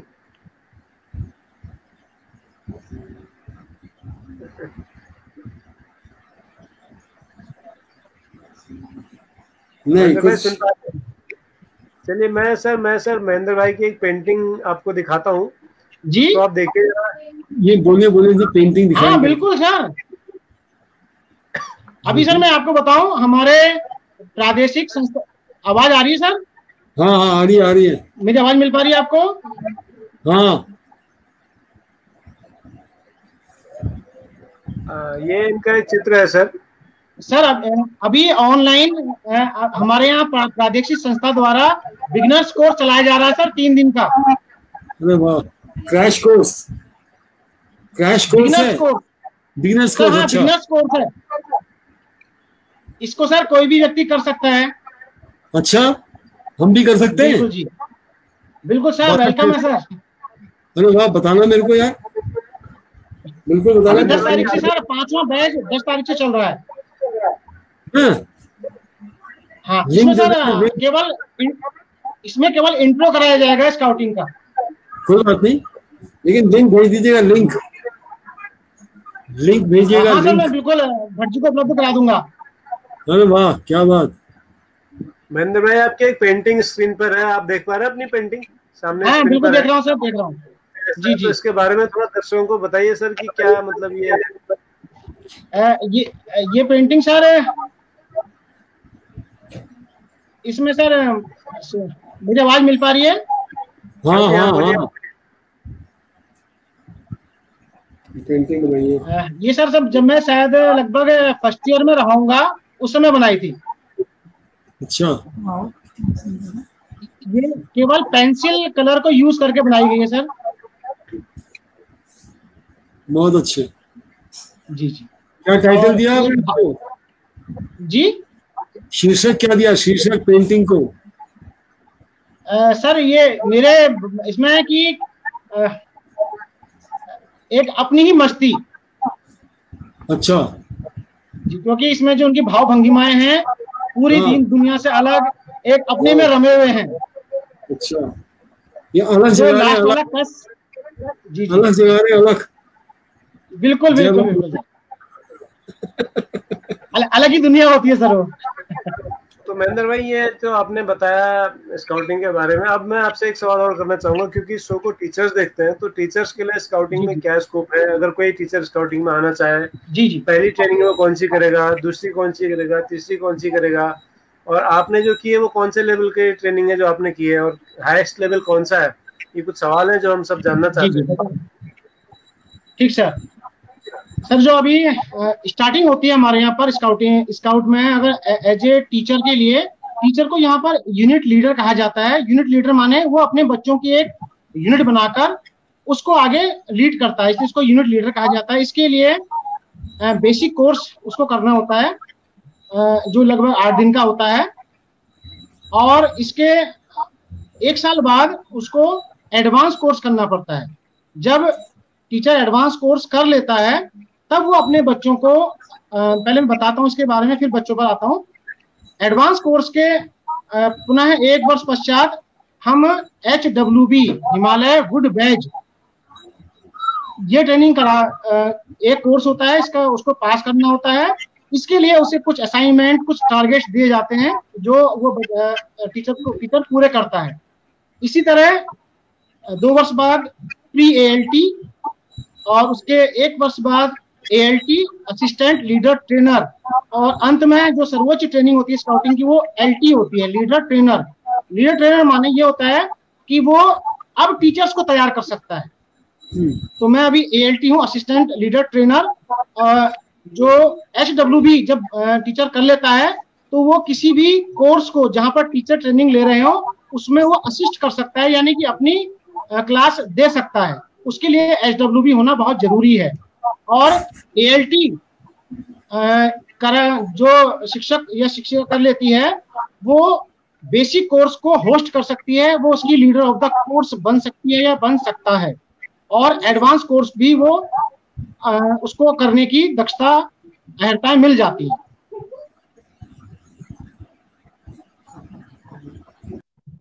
भट्ट जी सुन पा रहे हैं? हाँ जी, हाँ बोलिए बोलिए महेंद्र भाई, सुन रहे हैं आप? जी जी। इसी तरीके से बच्चे को हम प्रथम सोपान से पहले उसको प्रवेश दिया जाता है, उसमें कुछ बेसिक जानकारियां दी जाती हैं, और लगभग 3 माह के बाद उसको एक गुड टर्न होता है। पर डे एक अच्छा भलाई का कार्य करना है और उसको डायरी मेंशन करनी होती है। जब अपना प्रवेश का पाठ्यक्रम पूरा कर लेता है फिर उसको बच्चे को प्रथम सोपान कराया जाता है। प्रथम सोपान के बाद द्वितीय सोपान, तृतीय सोपान, राज्य पुरस्कार और अंत में राष्ट्रपति पुरस्कार से उसको नवाजा जाता है, जिसके लिए उसे अनेक दक्षताएं हासिल करनी होती हैं। बढ़िया, बहुत बढ़िया। टीचर को आगे बढ़ने के लिए बस एक अंत में एक बात और बोलूंगा, टीचर्स को इस फील्ड में आगे बढ़ने के लिए अपने बच्चों को भी आगे बढ़ाना पड़ेगा। हर साल अपने बच्चों को 2-2 बच्चे या 4-4 बच्चे जितने भी पॉसिबल हो, अपने बच्चों को वो राज्यपाल पुरस्कार तक बच्चे या राष्ट्रपति पुरस्कार तक बच्चों को ले जाता है, तो वो टीचर की प्रोग्रेस अपने आप उसको अवसर मिलते जाते हैं और उसको आगे बढ़ने के रास्ते खुलते जाते हैं। बहुत बढ़िया महेंद्र भाई। यहाँ पर एक चीज और जोड़ दूं मैं थोड़ी सी, कि आप मेरे गले में जो स्कार्फ देख रहे हैं भट्ट जी, जो स्कार्फ देख रहे हैं ये बादामी कलर का स्कार्फ है, और ये कुछ एक गले में एक मंगलसूत्र टाइप का मेरे डला है जी, देख पा रहे होंगे आप। तो सर ये हमारी दक्षताएं होती हैं, ये हमारी योग्यताएं होती हैं सर। तो ये फौजियों के इसके अंदर जी जी, इसके अंदर जो बीट्स पड़ी हैं, ये बीट्स जैसे अर्धसैनिक बल में और आर्मी में स्टार, कंधे पर स्टार चलते हैं, उसी अनुसार हमारे स्काउटिंग में ये बीट्स बढ़ती हैं। मैक्सिमम 4 होती हैं। जो LT योग्यता धारक होगा उसको ये 4 बीट्स उसको दी जाती हैं, और जो ALT होगा उसको 3, और HWB पर ये 2 बीट्स मिलती हैं सर।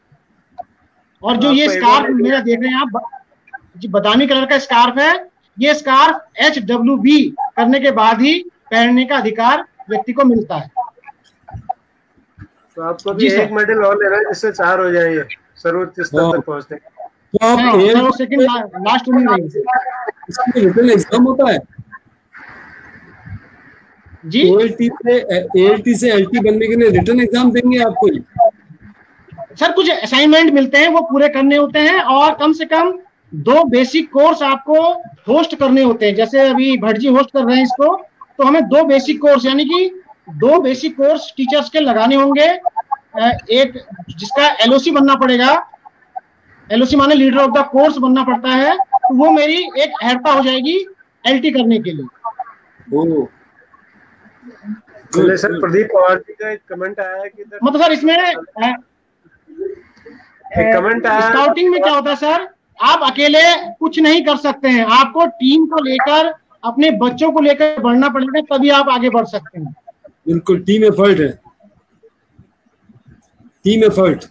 सर मैं प्रदीप पवार साहब का कमेंट पढ़ रहा हूँ सर कि द टीचर शो के शानदार प्रस्तुतिकरण के लिए आयोजक टीम को बहुत बहुत बधाई और आभार। तो मैं पवार साहब ये कहना चाहूंगा कि आप भी हमारी टीम का हिस्सा हैं। इस शो को जो भी दर्शक देख रहे हैं वो सब हमारी टीम के हिस्से हैं। और जोशी जी के मार्गदर्शन में और गोगना जी के सहयोग से ये शो हम लगातार कर पा रहे हैं। सैनी जी आज हमारे बीच में है, बहुत ही कमाल का इनका स्काउटिंग का करियर रहा है और पता नहीं कितने सैकड़ों शिक्षकों और हजारों बच्चों तक इन्होंने स्काउटिंग का ज्ञान पहुंचाया है। हम आभारी हैं। आप हमारे शो में आए, अभी थोड़ा नेटवर्क की कनेक्टिविटी चली गई है, जैसे ही जुड़ेंगे हम फिर से उन्हें लेंगे सर। मैं कल के शो के बारे में थोड़ा बताना चाहूंगा सर। कल का शो बहुत ही खास है। अच्छा, हाँ बहुत खास है। कल हमारे साथ गुजरात यानी कि एक ऐसा स्टेट जिसकी मिसाल दी जाती है, और गुजरात में भी एक खास जगह है गोधरा, जो लोगों को अब याद हो गया है गोधरा। तो गोधरा से हमारे साथ एक शिक्षक होंगे कल लाइव शाम 7 बजे। उनका नाम है जयेश। हाँ, जो भी रीजन है सर, लेकिन फेमस है। तो गोधरा से हमारे साथ कल शाम 7 बजे होंगे जयेश कुमार सोमेश्वर प्रजापति जी। जयेश कुमार सोमेश्वर प्रजापति जी, और बहुत ही कमाल के ये शिक्षक है सर। इनके नाम बहुत सारे रिकॉर्ड्स हैं, और प्रधानमंत्री नरेंद्र मोदी जी ने इनकी खुद तारीफ की। इनका काम देख के पूर्व राष्ट्रपति APJ अब्दुल कलाम साहब इनकी तारीफ कर चुके हैं, इनकी कला देख करके। और बहुत सारे मंत्री, मुख्यमंत्री और बहुत सारे सांसद इनकी कला से अभिभूत हैं। इनके पास जो कौशल है सर, इनके पास जो कौशल है वो दुनिया का नहीं, हिंदुस्तान के पहले आर्टिस्ट हैं जो चौक पर आर्टिस्ट करते हैं। चौक जिससे हम लिखते हैं टीचर बोर्ड में, उस पर एक कलाकारी करते हैं, उस पर सर मूर्तियां बनाते हैं चौक पर। और ये हिंदुस्तान के पहले चौक आर्टिस्ट हैं, ये गौरव इनको प्राप्त है।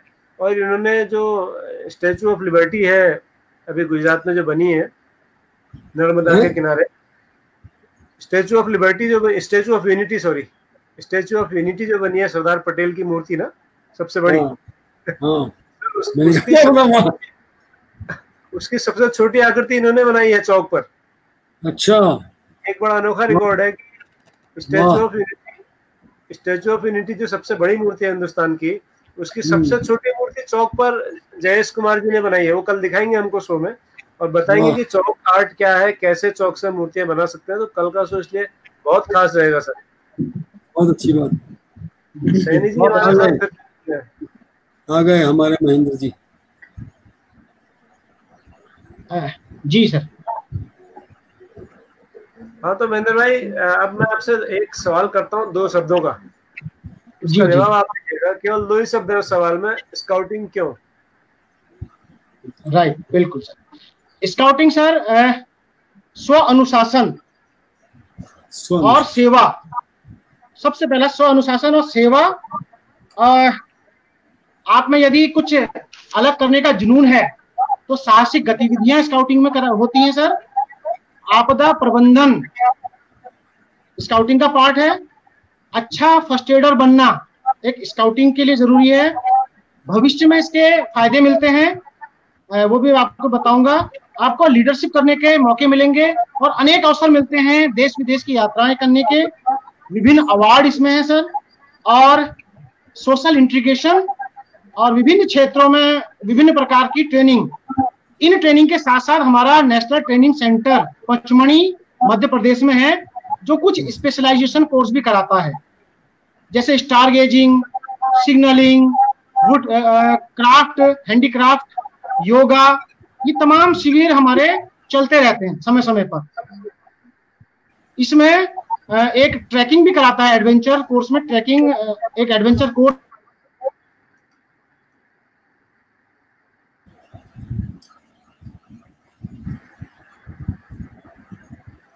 बट जी इसको टाई अप करते हैं अपने ट्रैकिंग जो हम वो मनमोहन जी हमको लेके जाने वाला ना जी फूलों की घाटी के ऊपर जी, वो पूरे दर्शक इकट्ठा करते हम भी चलेंगे। मैं तो बहुत उत्सुक हूँ यार कि कब ये कोविड खत्म हो, कोविड जाए तो हमें ट्रैकिंग वाला सबसे पहले ट्रैकिंग करनी है उनके साथ। सर वो उनसे जो बात हुई थी वो फूलों की घाटी की नहीं हुई थी, रूपकुंड साहब की हुई थी। रूपकुंड साहब की, तो रूपकुंड कह रहा हूँ, वहां से कुछ रूपकुंड केवल रूपकुंड। हाँ रूपकुंड, जी जी, वेदिनी विज्ञान के ऊपर है रूपकुंड। हाँ, तो चलेंगे ना वहाँ? जी जी बिल्कुल सर, चलेंगे। और बहुत सारे हमारे दर्शक और साथी तैयार हैं चलने के लिए। नहीं तो ये जो कह रहे हैं महेंद्र सिंह धोनी जी, जो ये ट्रैकिंग और स्काउटिंग ट्रैकिंग कराते हैं, तो उस इंस्टीट्यूट से हम टाई अप कर लें, यदि उस इंस्टीट्यूट टाई अप कर लें और लेके चलें, एक स्काउटिंग की ट्रेनिंग हो जाएगी सबकी। बिल्कुल बिल्कुल बिल्कुल सर, आप बिल्कुल सही कह रहे हैं, हम कोशिश करेंगे। और सतीश भट्ट जी हमारे शो में थे, जो एडवेंचर स्पोर्ट्स के एक्सपर्ट थे। हाँ हाँ हाँ उन्होंने हाँ हाँ, उन्होंने भी हमें, भी। जी वो तो बहुत एडवांस कोर्स तक किए हुए, रेस्क्यू कोर्स तक किए हुए हैं भट्ट जी तो। और वो हाँ, कॉमेट जैसे पहाड़ पर चढ़े हुए हैं, तो बहुत बहुत वाह, सारी पीक चढ़ी हुई हैं। वो भी हमारे साथ रहेंगे संभवतः जब भी ये आयोजन होगा। स्काउटिंग के हम्म, लोग भी हमारे साथ रहेंगे तो और भी अच्छा है। इस बीच मुकुल तिवारी जी हमारे बहुत अच्छे आर्टिस्ट हैं सर, पेंटर हैं। मैं कहाँ कई के? बार, यही सब नैनीताल जिले के हैं, और अंतर्राष्ट्रीय स्तर पर कई प्रदर्शनियां, राष्ट्रीय स्तर पर कई प्रदर्शनियां इनकी लग चुकी हैं। तो मेरी कोशिश थी कि इनको शो में लाया जाए, लेकिन जहाँ पर ये रहते हैं वहाँ नेटवर्क की थोड़ा प्रॉब्लम रहती है, तो इसलिए अभी तक नहीं आ पाए हैं। और कह रहे हैं मैं आज पहली बार देख रहा हूँ। बहुत बहुत बधाई भट्ट जी, जोशी जी, मुकेश जी, आप सबको लाखों बधाई। धन्यवाद धन्यवाद। मैं मुकुल जुड़ जी नहीं को पा रहा हूँ, धन्यवाद। खेद है मुझे। आज के सर का तो कमाल हो गया, लव हिम, गजब। कह यार रहे हैं यार बच्चे आए मतलब की सॉरी। अरे नहीं सर, तिवारी जी आप बहुत बड़े आर्टिस्ट हैं, और हम आपकी कला निश्चित रूप से एक दिन कोशिश करेंगे शो के माध्यम से हमारे साथियों तक पहुंचे, देश तक पहुंचे, वो भी आपसे प्रेरित हो। ठीक है। बिल्कुल ठीक। और एक और दर्शक हमारे मध्य प्रदेश से है सर, दशरथ मसानिया जी। ये हाँ, ये जो है, ये बहुत अच्छे कवि हैं और चौपाई वगैरह लिखते हैं। एक दिन ये भी शो में रहेंगे आने वाले समय में हमारे साथ। तो सैनी जी फिर से जुड़ गए। महेंद्र भाई फिर से स्वागत है। आप बीच बीच में नेटवर्क दिक्कत कर रहा है।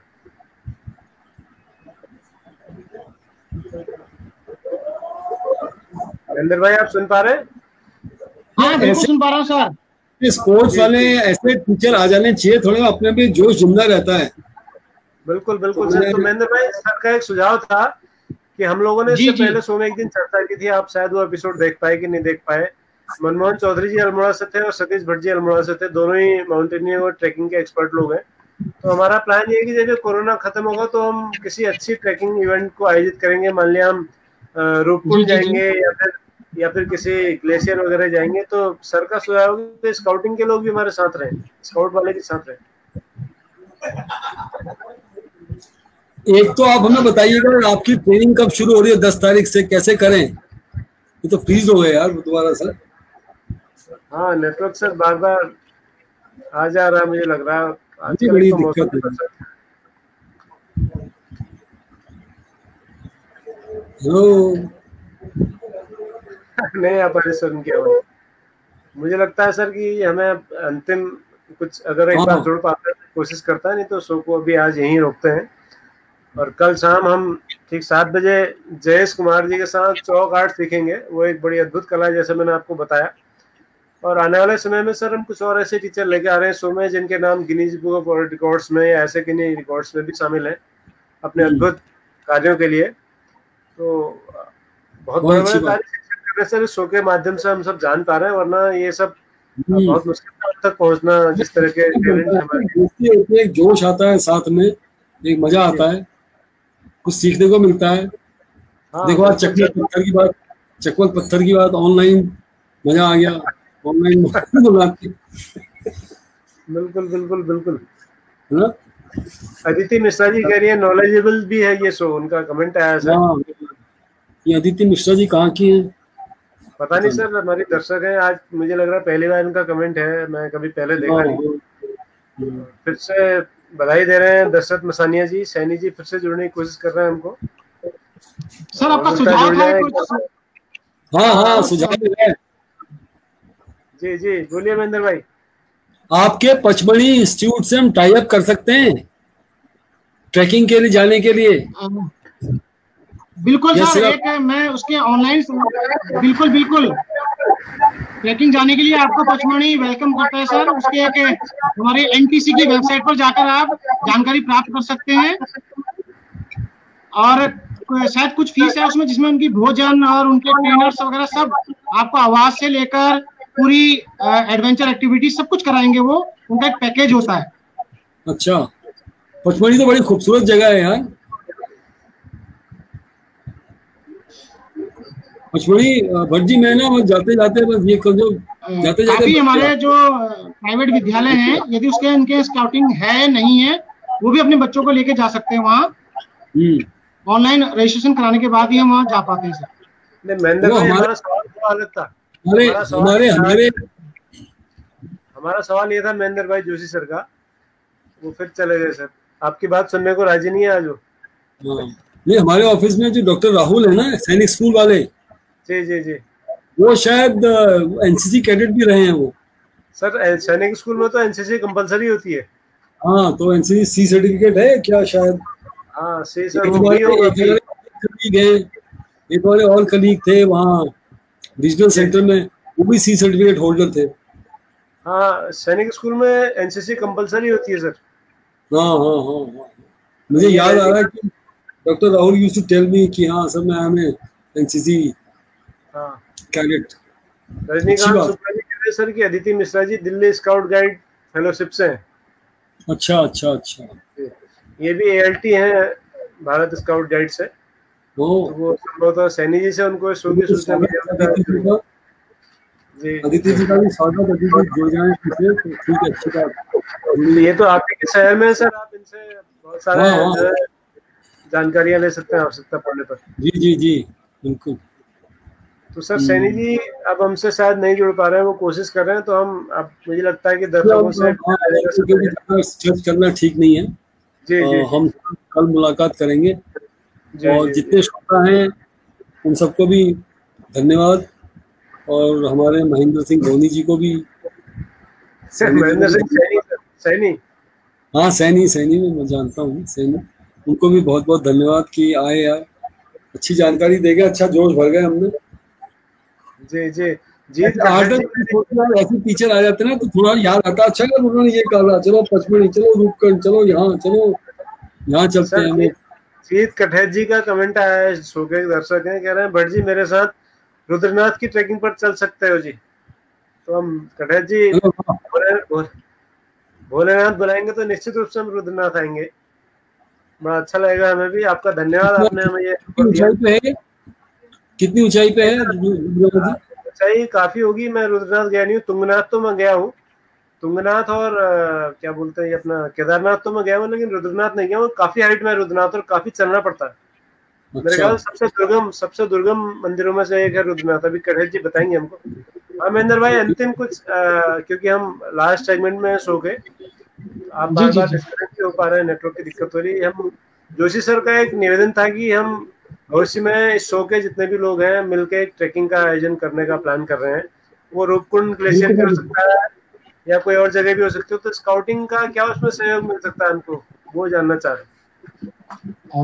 स्काउटिंग सर सहयोग मतलब क्या, किस हिसाब से मांगना चाह रहे हैं सर सहयोग? फाइनेंशियल सहयोग नहीं मांग रहे, कोई फाइनेंशियल सहयोग नहीं, वो टेक्निकल तो होता ही नहीं सर, टेक्निकल एक्सपर्टीज सर हमें, हाँ एक्सपर्ट लोग हमें मिल सकते हैं सर। आप आवास और तो वो भी तो फाइनेंशियल हेल्प ही है, आवास और खाने का वो भी हम वो भी नहीं चाहते, हम सिर्फ चाहे टेक्निकल एक्सपर्टीज। हाँ सर बिल्कुल, टेक्निकल सपोर्ट में तो सर हम जो भट्ट जी जिन हमें जोड़ रहे हैं, अधिकांश लोग स्काउटिंग में काफी अच्छी दक्षताएं रखते हैं और ट्रैकिंग के एक्सपर्ट भी हमारे बीच में हैं। 18 किलोमीटर पैदल यात्रा है जी। कठैत जी है ये, जीत कठैत जी। जीत कठैत, हाँ, रुद्रनाथ की बता रहे हैं 18 किलोमीटर।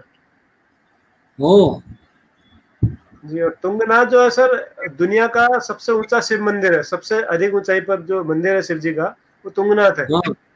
तुंगनाथ से ये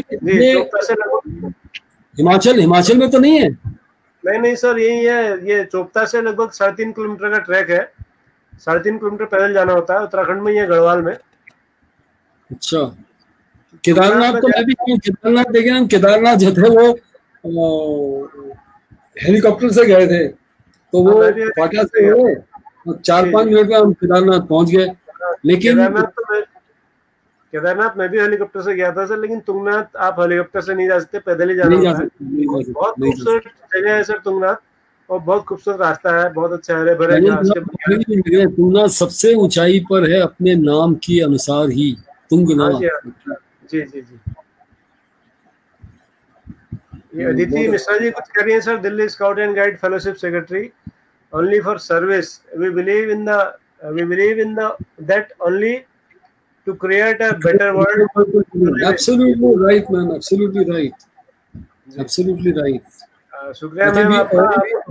should all strive for this and we should all contribute, those who can, and make this world a better place to live in. Absolutely right. बहुत अच्छी फिलोसफी है।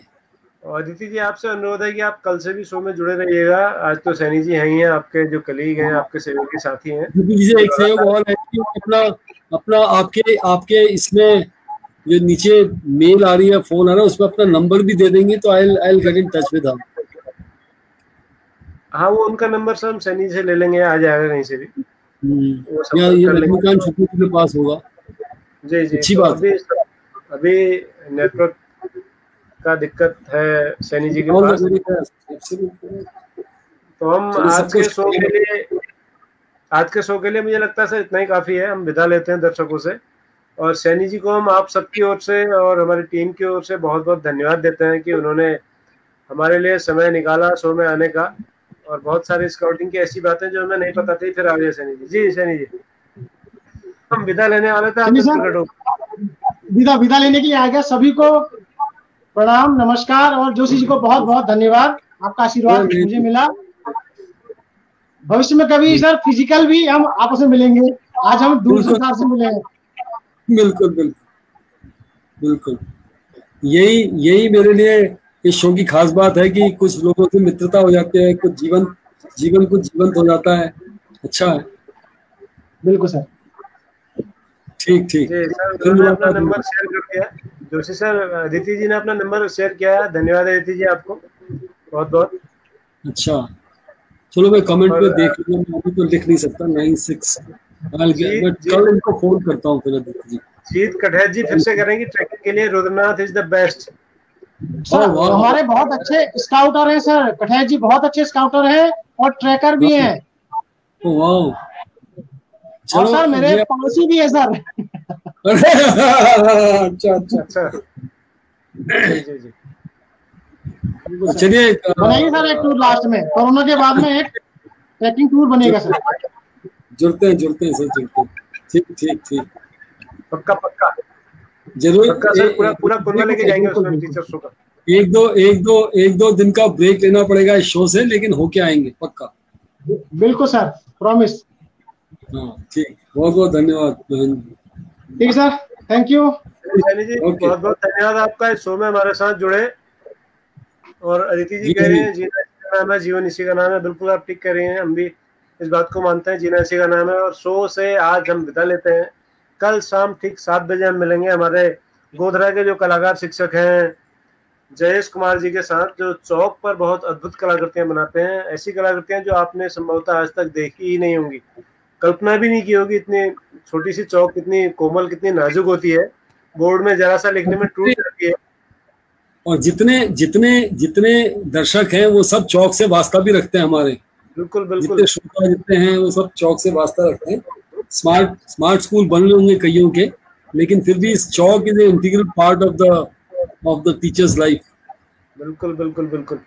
तो कल हम चौक पर कलाकृतियां देखेंगे, जानेंगे, सीखेंगे और महसूस करेंगे। ठीक 7 बजे the teacher show episode number 56। मेरा एक सजेशन और है जी, कि इसमें जो फिल्में बनती है ना शिक्षा को लेके, उसपे भी 5-10 मिनट चर्चा कोई आपके जीवन में हो या आपके रसूख में कोई अच्छे एक्सपर्ट हो जो बता सकें कि किस लिए फिल्म है। क्या एक फिल्म चाहे 2 मिनट की अपनी कमेंट्री दे कि वो जरूर देखें करके। तो ऐसी फिल्में, जैसे मैं आपको बताऊं कि ईरान में एक फिल्म बनी द ब्लैक बोर्ड, और उसमें वो टीचर का डेडिकेशन दिखाया है कि किस तरह उस टीचर ने उस पूरे गांव की कायाकल्प कर दी बमबारी के बीच में।